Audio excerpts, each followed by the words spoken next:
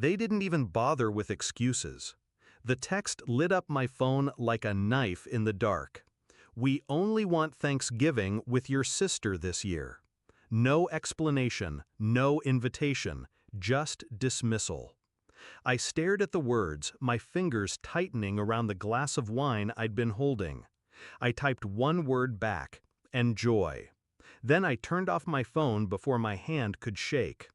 That was the inciting wound, the moment I understood my parents had chosen her over me, again. It wasn't always this way. I used to be their pride. Straight A's, scholarships, a career that took me further than they ever dreamed. But my sister, she was the fragile one, the golden child by default, the one who always needed saving.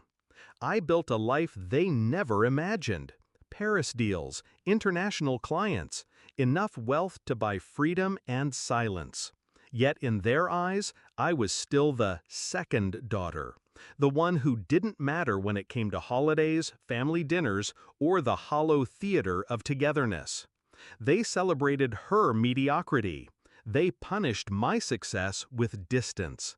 And this year, with one text, they declared it openly. It wasn't just Thanksgiving. That text pulled loose a thread. I began replaying every moment, every birthday I wasn't invited to, every family gathering I was an afterthought in. Photos sent to the family chat, my sister smiling at dinners I didn't even know were happening.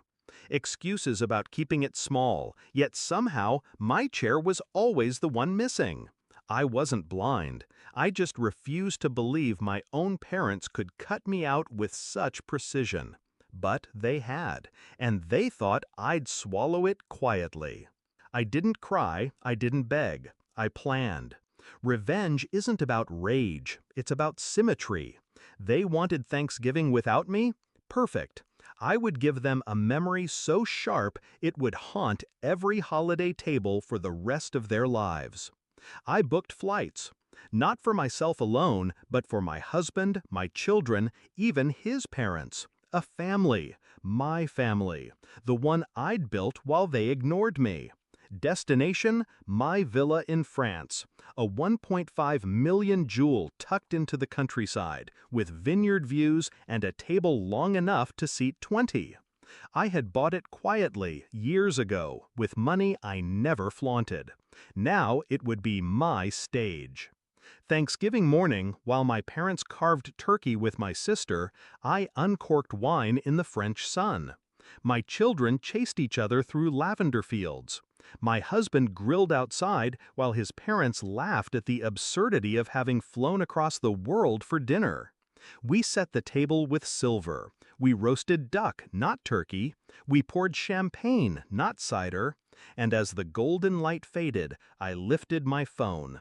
One photo, just one. Our family, whole, vibrant, joyful, seated in front of the feast. My caption was simple, grateful, santé from our villa. I hit send to the family group chat.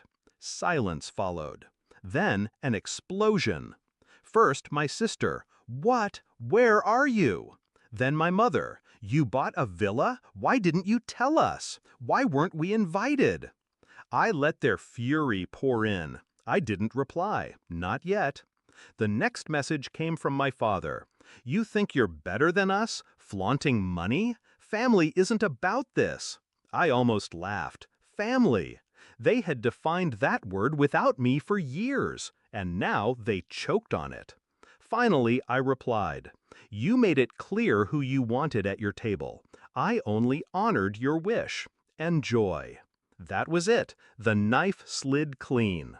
They never recovered from that dinner.